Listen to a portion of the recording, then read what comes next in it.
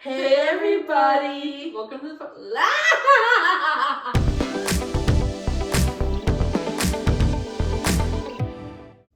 Hey everybody! Welcome to the Lounge Podcast with your hosts Anaí. and Natalia. Today we're gonna be talking about I was about to say Gen Z. First gen problems, just in general. But before we start, we want to start a little segment called Random Thoughts and Ideas.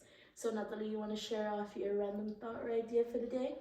How expensive housing is, like in general, but for context, I was like on Google Maps because I was doing some research for work, and I ended up stumbling across these like apartment complexes in downtown Chicago, and like they're on the like by the river, and I was like, I wonder how expensive the rent is.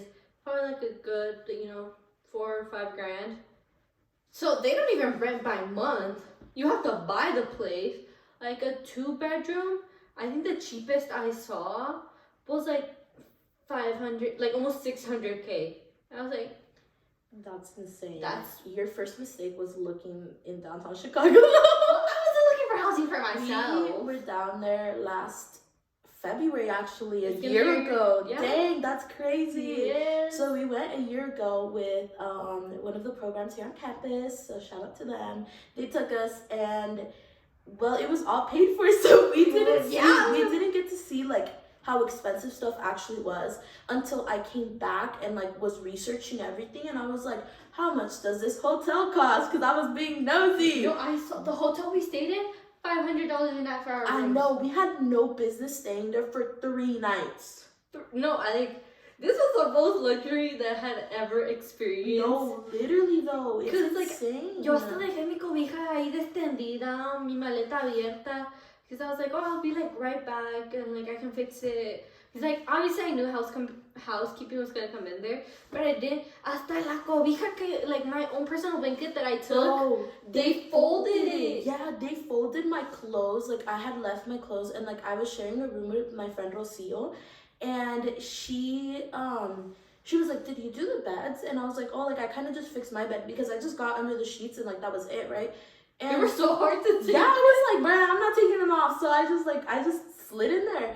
And then when we came back, she was like, did you clean the room? And I was like, no. And she goes, well, someone did. And then I was like, oh, it's probably housekeeping. But she had never been to a place where like it needed like, or housekeeping came. So she was very confused. No, my mom worked as a housekeeper for a little bit. Mm. And I was telling her about this recently, and she basically was like, you're a dumbass. How did you not know that? I was like, my bad. You never took me there. No. Okay, so What's your random thought? Let me. Okay, well, mine's not like a random thought. It's more of a question. I mean, anything works, random thoughts. Does a straw have 1 hole or 2? 1.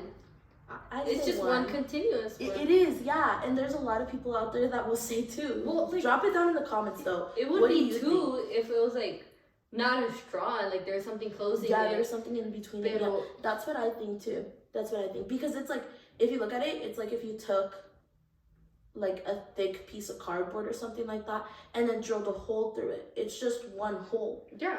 Except you're sanding like the outside. That's how it makes sense in my brain. But yeah, so those were our random thoughts. Tell us what you think about that segment. Should we keep it? Should we get rid of it? Let us know. Let us and know. drop down some random thoughts that we can share in our next video. We'll give credit. We will. We'll give shout outs. With our whole 50 followers. It's okay. We're getting up there, guys. We're getting up there. Also, thank you for everybody that Thank supported you. our first video. We are currently on Tuesday of the day after our video came out. And, like, we have, like, 30 views. And I know that sounds I like know, like, one of a them's little mine. bit. No, literally, I'm like, no. But, like, We appreciate it. It's supportive, and I love everybody that was like leaving even comments if on you- our Instagram. Oh, No way! Yeah, did you not see? I haven't checked it. Oh, Even they're so if they're cute. like hate watches, we appreciate it. No, for real. If you're out there hating, thanks for the likes, babe. Thank you. Or at least for the views. We love. We love. Okay, you want to lead us off? So our topic for today is first gen Latina struggles. So we work in an office, and me and Natalie have kind of the same job. We run the Instagram for two programs on We're campus. social media girlies. So we run their stuff, and then one day I was in the office, and we were just talking about how different both of our households are, because I grew up one way, she grew up a different way, and then we had someone, his name is Oscar. Oscar, if you're watching, thank you for the topic. But he came up to us and he was like, oh, like, what about this topic, So we were like, we should talk about this in our podcast. So here we are. I don't really know how to start this other than, obviously, you guys know our background. I grew up in California. Natalie grew up in Nevada. Okay, so with that said, though, we come from very, very, very different places, because I grew up very much around the Chicanx community. The Chicano movement was there. Like, it was just seen everywhere. Like, every corner you turned, there was someone. Like, there was someone of color, And so when I moved, like, I'm gonna be honest, there was like maybe 3 white families from where I used to live. So coming to here, where it's predominantly white, was such a change. Like, it was almost like scary. Like, I don't know how to explain it, because I didn't know how to act. Like, I didn't know if I could keep being myself and people would accept me, or like how that was gonna work. Because when I started school here, I went to predominantly You went to a PWI? No. What is the other one? Because it was very low income. Like, everybody there. I'm not gonna name the school because it's a little controversial, but everybody there was low income. They were all like either Mexican. There was some type of Latino, right? And obviously there was like a couple of white people and stuff like that. But I think it was just the neighborhood that we were into. That's why there was a lot. But we learned Spanish and English. So up until third grade, I think it's called a dual immersion school. I think so. Where they teach like the languages, the subjects in both languages. Yes, exactly. Oh. So I went from in California, we learned just English. Like, that was it. And then when I moved to Wenatchee, it was English and Spanish. And I was so confused, because I knew that I was Mexican and I knew that I spoke Spanish, but I didn't know how to read it or write it. And I still remember that I was so confused when we first started, when they were like, oh, we're switching classes and we're going to science now. And the teacher was speaking Spanish, and I was like, oh, she's me, I am her, And then she was like, pull out your pencils and start writing conclusions in Spanish. And I was like, babe, I don't know how to write in Spanish. What do you mean? I was so confused. I was like, what do you mean? And then I had to stay after class and do this and do that. But it was funny though, because I got stuck in the classroom with a bunch of white people, and we were all learning Spanish. It sounds dumb, but we were all learning Spanish. I was learning how to speak it. You know who that reminds me of? Zukoshi. Yes. Because she was Indian. Yeah. Pero she spoke fluent Spanish. Exactly. And to me, it was just am I Mexican enough? I was very, very confused. I was stuck in the classroom. I had been stuck in a classroom with a bunch of people that looked like me forever. Forever. And then the first day that I get there, there's people like me everywhere. And then suddenly I'm getting stuck in this classroom with predominantly white people. It was maybe 2 other people that looked like me. Mm-hmm. And I was what is this, And then I spoke to my mom about it, and I started learning how to read and write it or whatever, and it got a little bit better. But I think that's where my problem started. So I started when I started school, obviously being the oldest in an immigrant household. Yo no hablaba inglés, nothing. Literally, my pre-K teacher, they had to put me with. My mom is la que me estaba diciendo. She's like, yeah, you had a Puerto Rican teacher, and she had a teacher's aide who spoke Spanish. Literally, that was focused on you because you didn't speak English. But then all my schooling has always been in English. But my dad always made sure, both my parents always made sure that me and my sister and my brother would learn how to read and write in Spanish. Mm-hmm. Okay. So nosotros siempre hemos sabido. So for us, they did teach us, like, we did know how to read it a little bit and like how to write it a little bit, but not to the level where like I was probably like at a first grade level reading and writing it, and like everybody was like fourth, fifth grade level. Really? So it was just confusing. They were already learning like where to put los acentos. Yes. No, eso no sé. No, they were learning how to put acentos. They were learning like all of that stuff, and I was like, what? I was so confused. And then I remember that after that, I like started telling my mom. I was like, Mom, I don't know where I fit in anymore. Like, cause if I go try to hang out with like the Latinos, I feel like I'm too white for them now. And then I like go hang out with the white people, and I'm too Mexican for them. Yeah. And then like after that, my mom was like, well, you know, like just tap into like whatever side you want to. And then I remember that like a couple years later, so I started tapping in more into like the white side, I guess, because it was just more commonly around me. Because then I moved school districts, and then it was predominantly white, so I was just more common. And then I remember one time we were in the car, and she goes, do you not like being Mexican? And I was like, what do you mean? And she was like, well, you seem like you're like you want to be white. Mm-hmm. And I was like, well, that's not the case, so I'm just trying to fit in. Like, that was literally just the way that I was like, I just want to fit in. And then like after that, I completely started changing like the way that I started getting more involved in school, and like I started doing mecha. Like that's when I started doing mecha, because I heard about it, and they were like, oh yeah, it's like a Latino club, and I was like, slay, like I'm gonna start doing that. But yeah, for like the longest time I was tapping more into like that white side, I guess, that American side. And I went to Mexico for the very first time as like an like older, I guess, because I had gone but like estaba chiquita, and when I think I was like 12 when I went, and like I started noticing that like I didn't fit in with them. It was so weird, because my cousins were like, ay, la gringuita, and I was like, well, I'm not a gringa though, like, and they'd be like, oh, la gringuita, and like she's pale and this and that, and I'm like, bruh, like to me that was such an insult, because I was like, I don't want to be a gringa. Like, I think it's because we associate it with almost like being the other, like we view it as no. It's literally what it's giving, because like to me a gringa is like blonde hair, blue eyes, rich, privileged. That's exactly. But like at the same time, I do get where like our cousins in Mexico, because we are raised in the U.S. compared to like a lot of our backgrounds, we are very privileged. Like yes, we're low income, but at the same time, like I think they just need to meet a real gringa. Like I really want to take like someone that's like a real gringa, and like just bring her to Wazoo.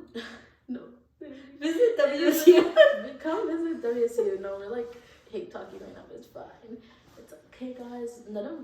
Anything that we say on this podcast is do not take it to heart. Yeah, we're out here having fun, but so yeah, we love y'all. Sorry, we're getting really sidetracked, as you can tell. This is gonna be a very long podcast. We have so many topics to talk about. There's so many things to cover, because like you told me that I went to a very diverse school. Like, tenía amigos de todo, like, of all types of backgrounds, but at the same time, like, I knew I was different just because where I was living, like, a lot of people, like, their parents do have favors, and, like, they grew up more middle class, or, like, lower middle class, and I was low income, so I definitely always felt like I'm a little bit different, but I still fit in, because there's all, and then I moved to, like, the valley, and everybody and their mom is Mexican, everybody works in the fields, like, that was a big change for me really? too. My dad never worked in the field. Well, not that I knew of. He worked at a dairy farm. Okay. And for some reason, for me, like, I don't know why I never clicked that was like labor work. Really? But I was like, oh, my dad works at a dairy farm. Like, people would be like, oh yeah, no, my parents work at like the grapevines, or like this and that,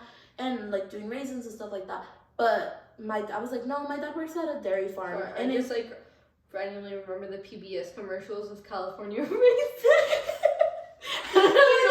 You know, for the longest time, I told my teachers that I was allergic to raisins because I hated them. I literally hated raisins with a passion, because any field trip you went to, any like snack they gave you, it was always raisins. Because where we were, it was raisins. Like, that was literally what it was. And I was like, no, like, oh my god, I'm sorry. This is like, this is gonna keep going. But you know what I just remembered? You know the instructions not included when he's like, ¿Cómo se dice pasa? And they go, raisin. And then he goes, okay, raisin.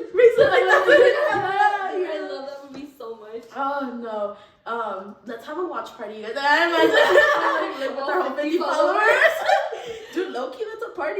imagine everybody here.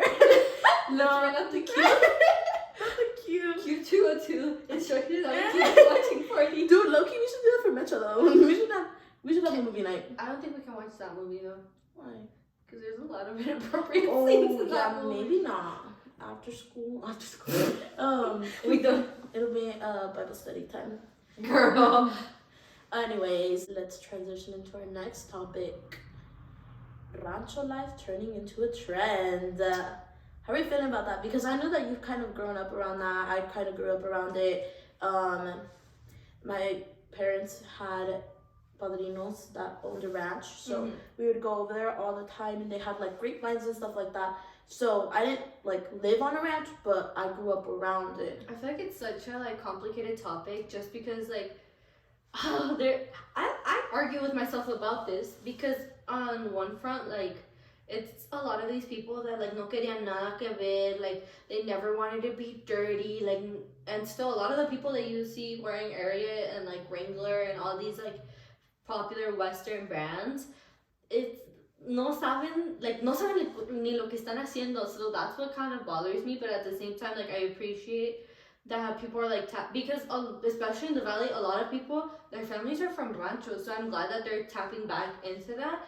But I don't like that these are the same people that used to judge people for like being from lower income like backgrounds, like not always having the cleanest car. Like the same people that would estar criticando are now like those same ones that are able to. And I know this is like very bad timing that I'm wearing an Ariat jacket, pero like it's the same ones that are like buying it now because they can afford it.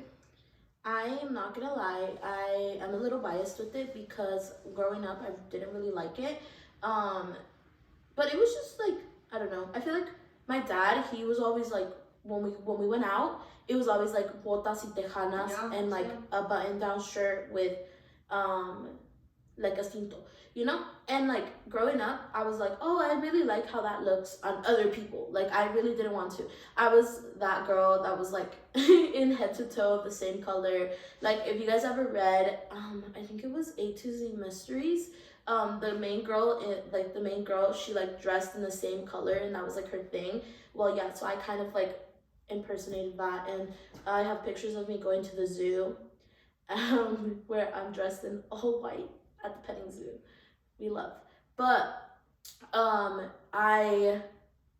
we should look share some pictures of that though, like how we grew up, because I know you probably have like a picture of you and like botas and like stuff like that, because it'd be a really old picture because my like no me vestían, like I did have it, but at the same time like a lot of it is really expensive. Yeah. So I didn't have like I did have like mis botitas pink, but like I like me vestían muy city vibes.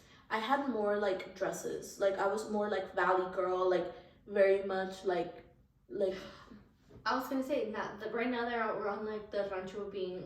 How do you feel about the whole like fresita thing? Like how fresita is being.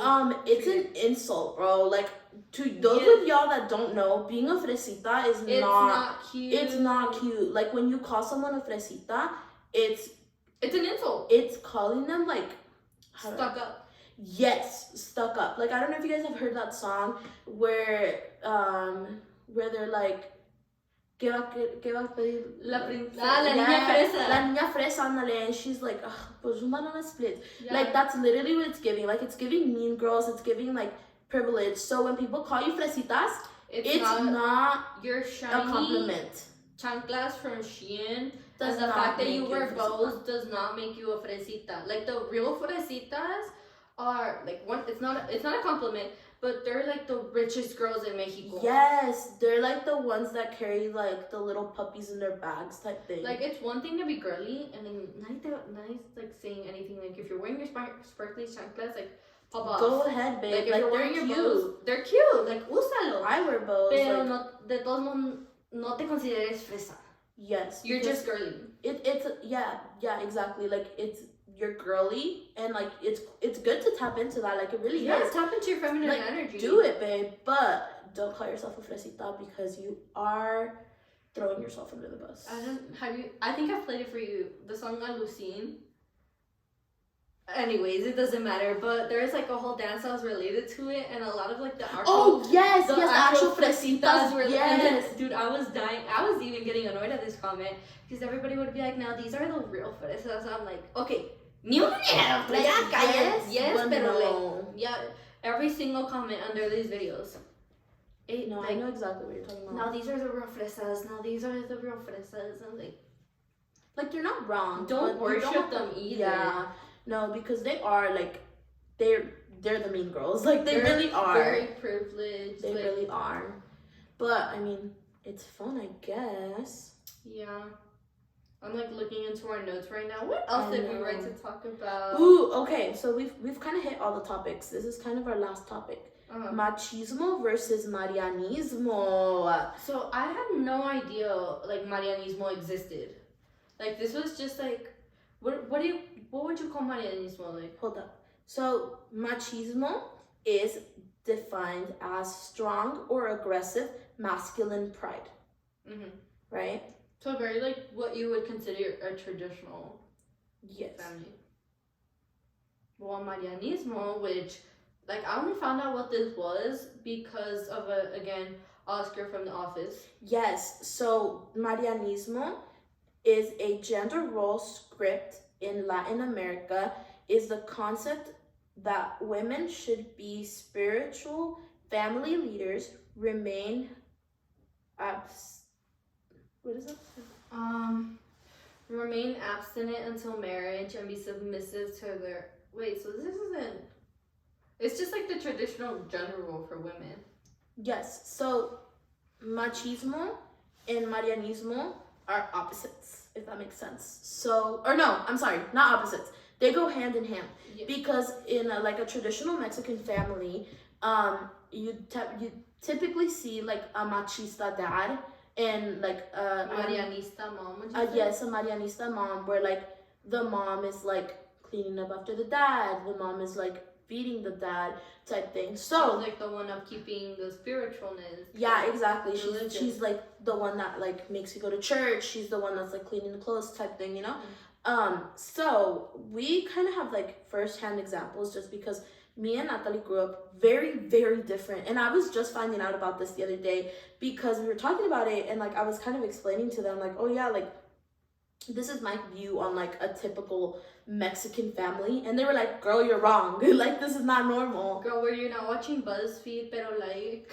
I was not actually. Damn, I used to eat that shit up so much. Like, I was obsessed with all this, but I grew up watching a lot of BuzzFeed. Like, I love that. But like, yeah, because I feel like my household was very like traditional. Like I joke about this, but I grew up in a very, in some ways, very traditional, but also like in other ways like evolved.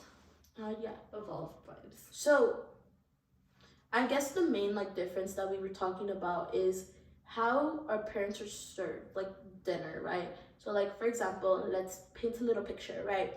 So let's say we are at my household. In my household, if there's people over, we have all the children eat first.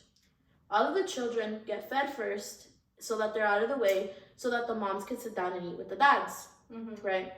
So it usually includes me, my siblings, my cousins, everybody. Like we all eat first, and then after we're done, then the adultos sit down. But then I found out that in some households, the dad has to eat first. Yeah. Or get at least served first. Well, I can't exactly remember too well, like when I was growing up with my cousins around, like, because I grew up with two of my tias at the time were single moms. So it was like they very much would fight against these gender roles. But like in my household specifically, it was very much my dad gets served first, then the kids, and then my mom eats last. And even like when my grandma visits, ella es la última en comer, like come bien poquito. Like siempre mi abuelo le dan primero, y luego mi dad, y luego like yo y mis hermanos. Like don't get me wrong, sometimes we do serve my dad first just because of like the way that it works. Like if he's coming home from work and we're just waiting for him, then what'll happen is like we'll serve my dad first, and then he'll sit down, and then we'll call my siblings and stuff like that, and then we'll eat as a family. Like that's always the biggest thing, is that we try to eat always as a family. Like except when my mom works late or when my dad works late, then that's when we don't eat as a family. But for literally all of my life, like we always ate as a family. So it was a shock to me that people didn't eat as a family. Like I don't know how to explain it, but yeah. And then like another thing también, my dad is not afraid to like get up and pick up a broom. Like that was like the biggest thing, that those biggest struggles that I have with guys, because some guys grow up with their mommy doing everything for them. Oh my god.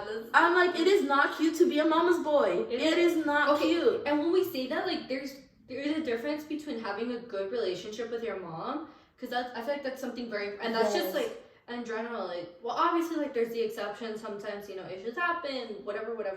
But, like, I definitely look at how people, like, have their relationship with their parents. And when, like, son chiquilla, and you can just tell, like, it doesn't even have to be, like, clean or, like, any duties.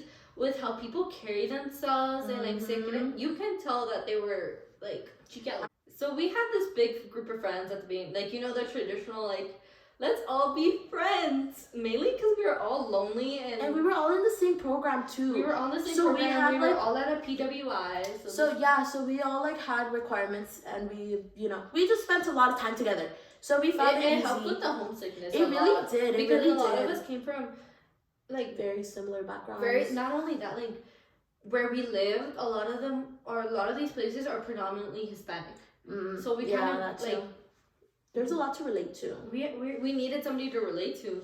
Yeah, and we found them. So I was like, you know what? Let's make quesadillas, bro. So all the girls were like helping me out, you know. I had my little hair up. Yeah, like we put our giving hair. Very much tiaba. And there's a picture somewhere. Yes, I know what picture you're talking about. So we were like, okay, like let's eat, and all the guys sat down. Like they just sat down, and I was like.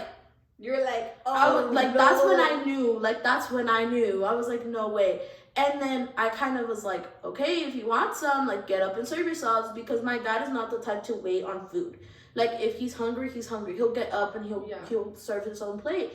So I was like, get up and serve yourself, and nobody got up. Though, like, it's not even a machismo, like, growing up, like, traditional or whatever. Like, for me, it's just, I would say, blame it on being the older sibling, and, like, always having that need to like to serve other people, to like take care of others. Yeah, but like for me, like tú lo viste diferente. Yeah, yo lo miré diferente right off the bat, because I was like, it was all the guys that sat down. Yeah. So then I was like, you know what? I'm not gonna make a big deal out of it, because we were still kind of getting to know each other too. Yeah. So I was like, I'm not gonna like make a big deal out of it. Maybe they're just nervous to serve themselves, you know.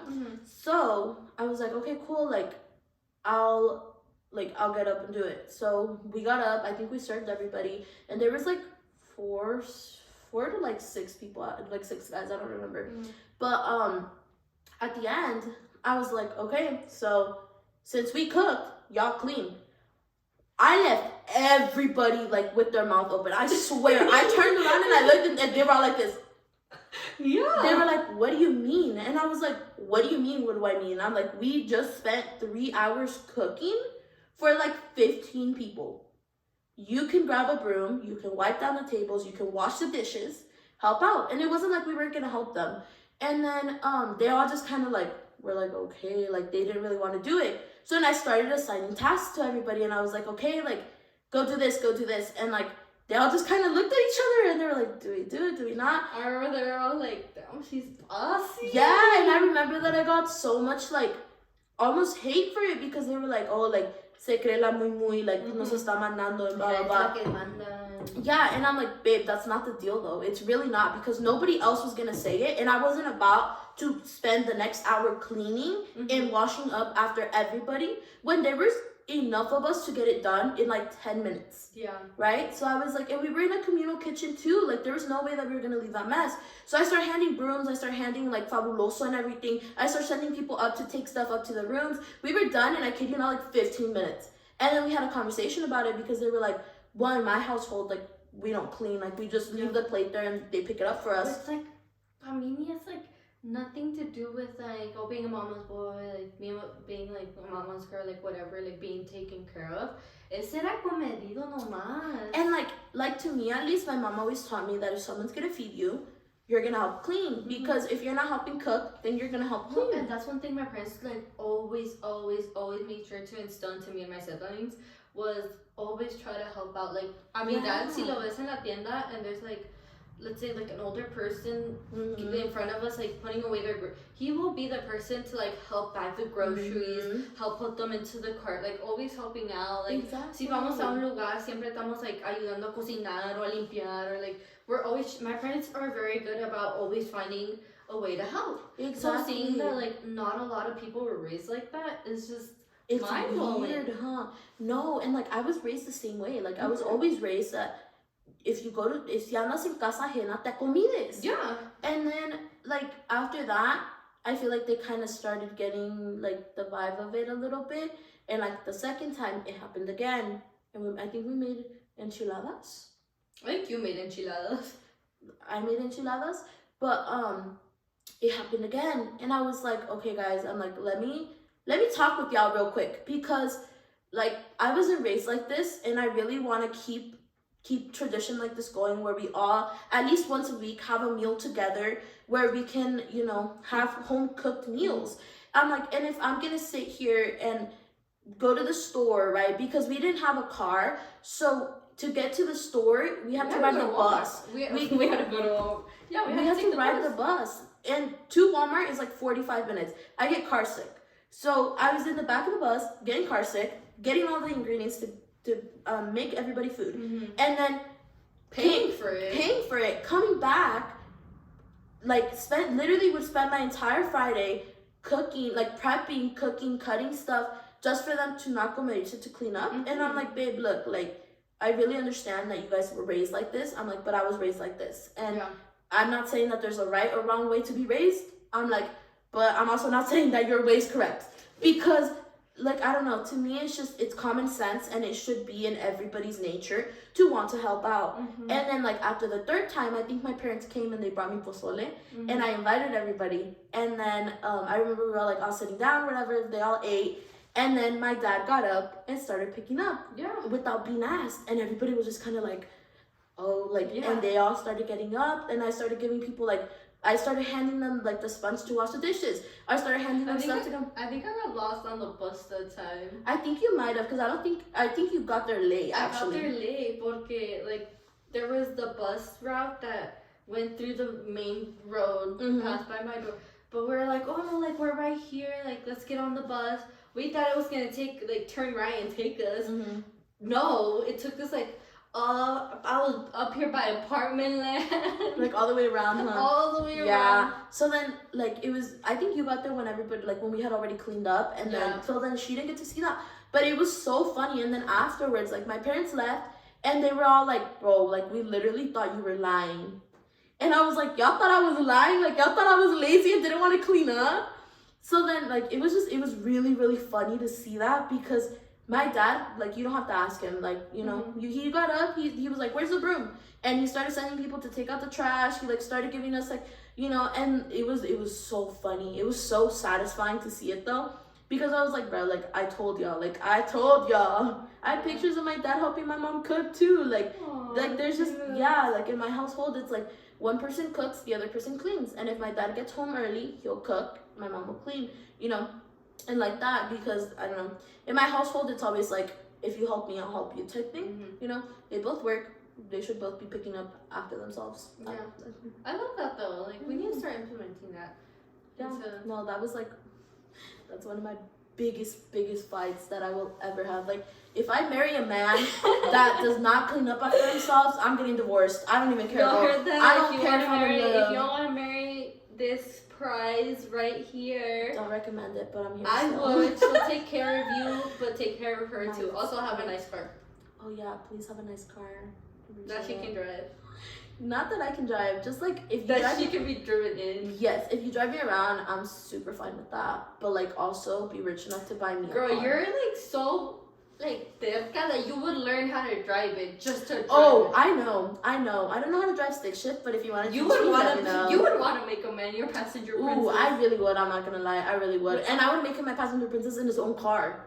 That would be the That's best what part. I mean. Mm-hmm. Would you get like one of those stickers that's like a nice seat? Yeah. Really? Oh yeah, yeah. Then people like if somebody else sits there, they'll be like, "Oh, he has a girlfriend," you know. You gotta think about it. Plus, when you take it off, it'll ruin his dashboard. He'll never forget me, you know? He'll never forget me. I love that. That's what you're like. If it doesn't work, If it doesn't work out, he's gonna have a reminder of me, and that's really toxic of me. But like, you know what? It's okay.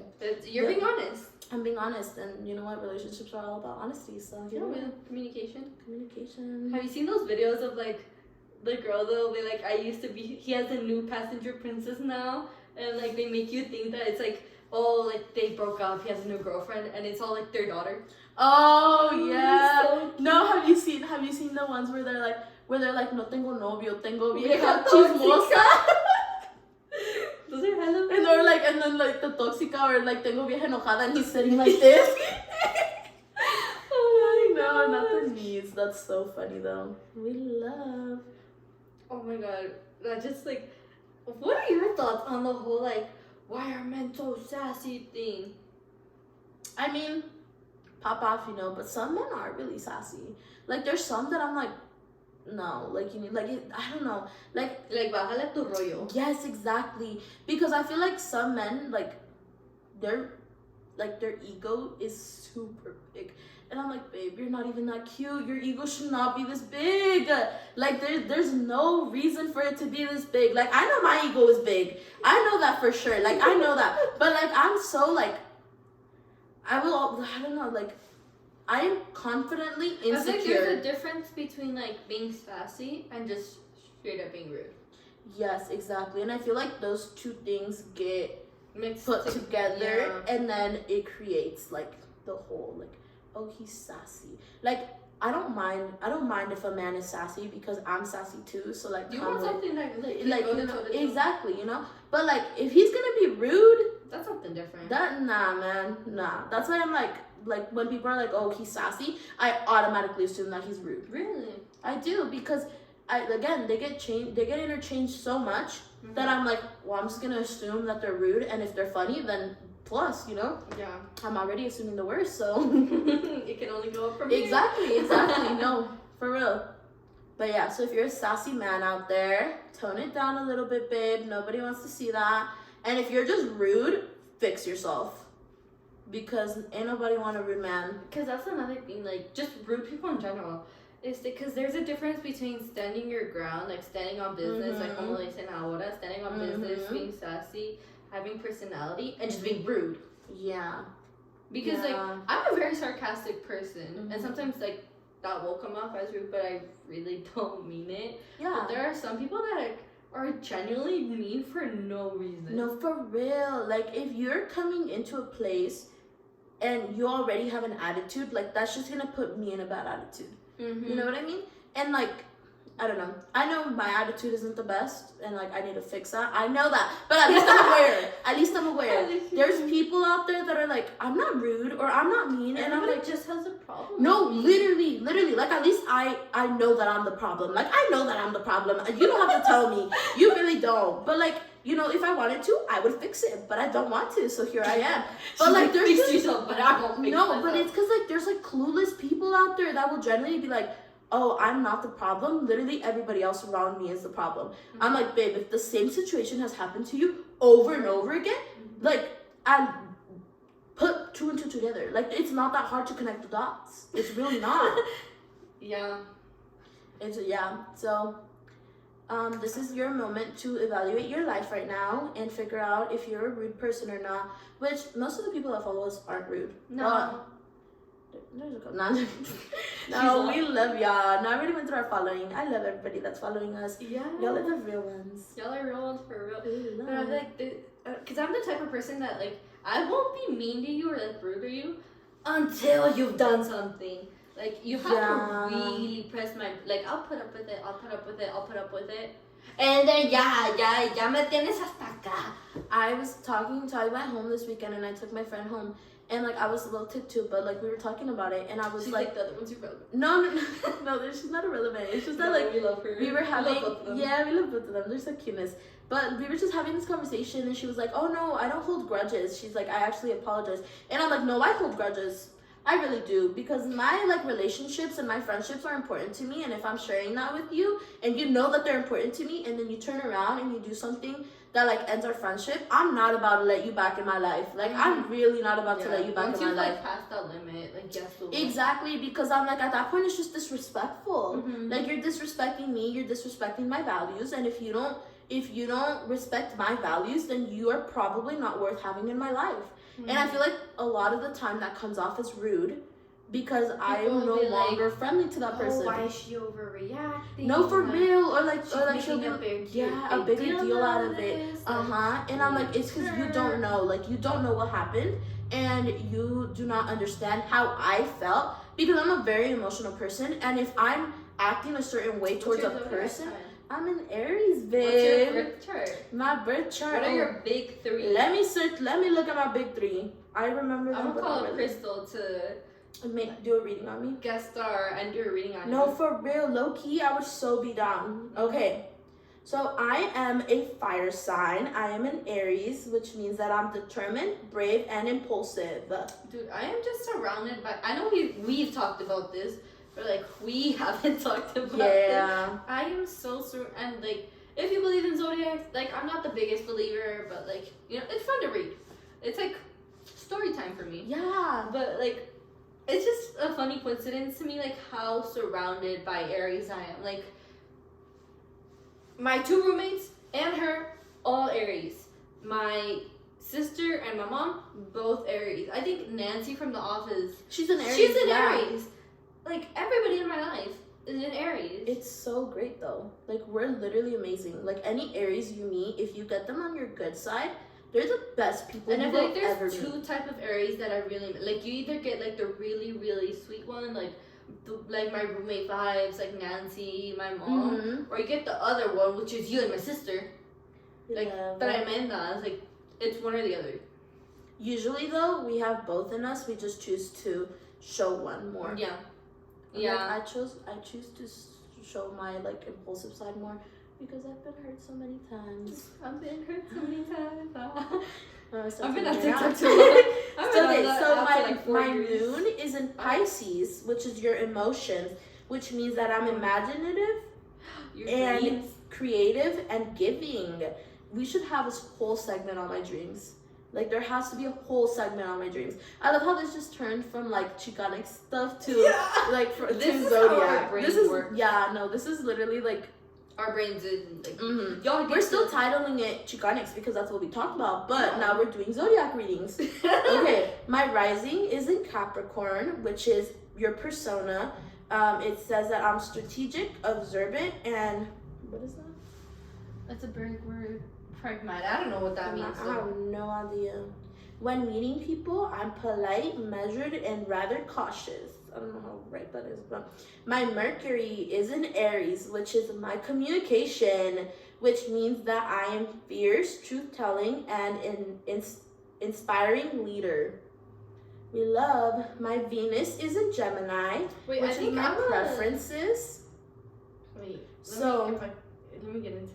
Okay. My Venus is in Gemini too! Which means that we're playful, expressive, and curious. It says you love to chat and bond with people over casual drinks or at social gatherings, and you end up meeting people in your neighborhood or through mutual pals your entire life. My Mars is in Gemini, which is my motivation. It means that I'm playful, expressive, and curious. Curious and multifaceted. I don't know what that means. You have many different interests and always love to be on the go.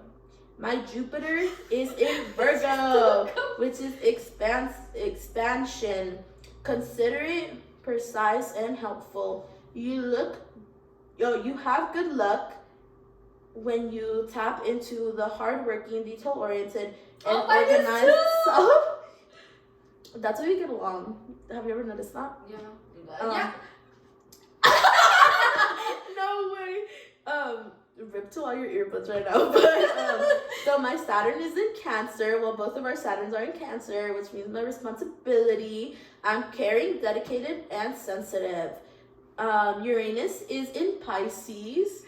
That's a little scary. That is kind of scary. No, that's a little scary. So this is the freedom. That means we're imaginative, creative, and giving. Our Neptune. Why, that's scary. No, there's no way. Yeah. There's no Wait, way. let's finish. A minute. Okay, Neptune is in Aquarius for both of us. Unique, friendly, and independent. Our Pluto is in. Yo, there's no way. There's no way. So our Pluto is in Sagittarius. Transformation, bold, enthusiastic. Shout out to my favorite Sagittarius at Marcel. My Period. And positive. Okay, hold up. Let's go back. And for your information, we are using Snapchat right now because okay, so go back. Your moon. Your moon's in Cancer. Your sun or your rising Capricorn, Mercury. Mine's in Leo. Okay, so we have that one. Dust. Our last 4 are in the same. That's actually crazy. For y'all that believe in zodiac signs, if you are a zodiac expert, please come on the podcast. We would like to have you so that we can get our birth charts read. I feel like that would be really cool. But Walter Mercado, el niño prodigio. Let's get him on the book. That's kind of funny. Wait, do you still have what is that one app called? Which one? Hold up, let me see if I can. The one that Crystal told me to download? No. Co-Star. Oh. But Crystal said that. Well, Crystal's like is it. Period. So she's my zodiac expert. Love. She's my story time. But what's your thing today? Or today at a glance. It should be like on your front, like on the front. No, babe, on top. What does it say right there, Natalia? There is no shame in being an outsider. Period. And mine says losing something every day. That's because I don't really believe in these. So it's like I do, but I don't. Like, they're just cool to have because they give you like little inspirational stuff. Yeah. We love. Well. Are we cutting it off here? Yeah, I think this is good. We have an hour worth of material. We love that. I don't know how y'all can put up with us for an hour. If y'all put up with this, props to you, bro. Props to you. For real though, we will be coming out with more episodes soon. We're gonna try to post weekly. Mm-hmm. This is our 3rd week. We're so excited to be here, and hopefully our channel continues to grow. But if you're following our Instagram and you're not subscribed to our channel, that's fake. That's fake, bro. Eso se llama fake. Yeah, because how are you following our Instagram but not subscribed to our just channel? Like the good clips then. Yeah, for real. And follow our TikTok too. Alrighty. Bye.